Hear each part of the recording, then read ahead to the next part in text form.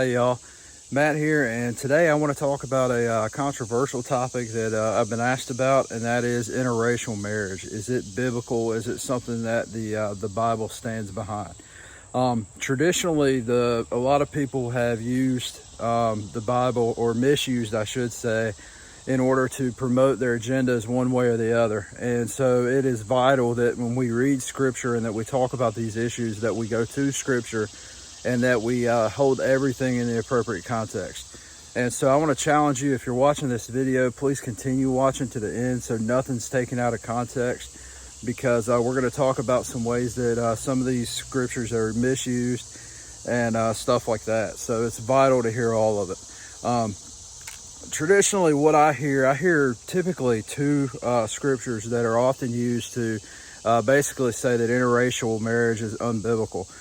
The first is Deuteronomy 7, verses 3 through 4, where it says, "Furthermore, you shall not give your daughters to their sons, nor shall they take their daughters for your sons, for they will turn your sons away from following me to serve other gods." And the big thing here, a lot of people say that because God was basically in Deuteronomy commanding Israel not to marry any of the surrounding nations, this means that they are only to basically intermarry with their own race. And this is what he's commanding, but it's not a race issue. And this is why context is super important, because what God is actually doing here is he's commanding the people of Israel to not marry other people because of the gods that they worship. It has nothing to do with their race at all.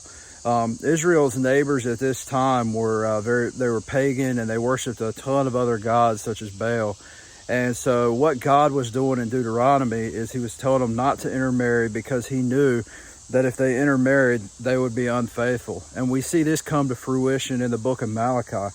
Malachi chapter 2 verse 11 says, "Judah was dealt treacherously, and an abomination has been committed in Israel and in Jerusalem. For Judah has profaned the sanctuary of the Lord, which he loves, and has married the daughters of a foreign god." And so what we see here is Malachi is talking about how Israel disobeyed this command in Deuteronomy, and they married people of the neighboring nations who worship these pagan gods. And as a result, they basically were corrupted by that, and they themselves started worshiping those pagan gods. Sometimes it can be kind of hard for us to understand, because we don't live in this pagan culture like they did. You know, we say, well, you know, why is that such a big deal? You know, I can resist that, or it wouldn't be an issue at all. And we see this happened quite a bit in Scripture, actually. King Solomon was another great example of why God commanded in Deuteronomy that Israel not marry with the other nations, because he was a godly man. He was the son of King David, the most godly king Israel ever had. And he lived very well up until a point in his life. And then he started taking on wives from the surrounding nations. And if you read the scriptures, it talks about how at the end of his life, he kind of fell away from the God of Israel, from Yahweh, because he was pursuing these other little g gods of the neighboring nations because of the wives that he took. These wives worshiped these gods and goddesses. And so he kind of fell onto that too. And so that is why this first scripture was given, why God commanded them not to marry the people of neighboring nations. And the second one, I probably see this one more common than the Deuteronomy one, is 2 Corinthians chapter 6, verses 14 and 15. It says, "Do not be bound together with unbelievers." And here some translations actually say, "Don't be unequally yoked. For what partnership have righteousness and lawlessness? Or what fellowship has light with darkness? Or what harmony has Christ with Belial? Or what has a believer in common with an unbeliever?" And a lot of people I've heard use this verse out of context as well, saying that the "do not be unequally yoked" basically means you shouldn't marry interracially. And that is not what this is talking about at all. And it's, if you read the whole thing, you know, take it in its context, don't just read one verse about being unequally yoked. It's very, very clear what Paul is talking about when he writes to the Corinthian church. Paul is not talking at all about interracial marriage here. Paul is actually just talking about how the the believers that are already established in their faith as Christians should not take wives that are unbelievers, that are non-Christians.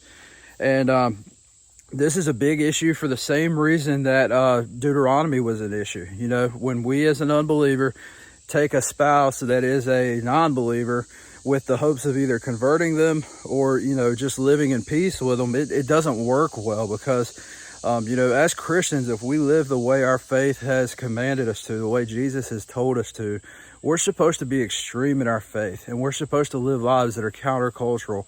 And that's not easy to do when you take a believer that is not a Christian. And this was such a big deal. He also had to address those that had been converted after marrying, you know, that became Christians, that were already married to people that were unbelievers. And he told them that it was so vital that they live their lives according to Christ, so that hopefully their spouses that they had already had before conversion would be saved, that they would see Jesus in the way that they lived, and that they would want to pursue Jesus, and that they would eventually surrender to Jesus. So 2 scriptures, neither one of them says that we should not marry interracially. They're taken out of context a lot, and we should not allow it. We shouldn't tolerate it.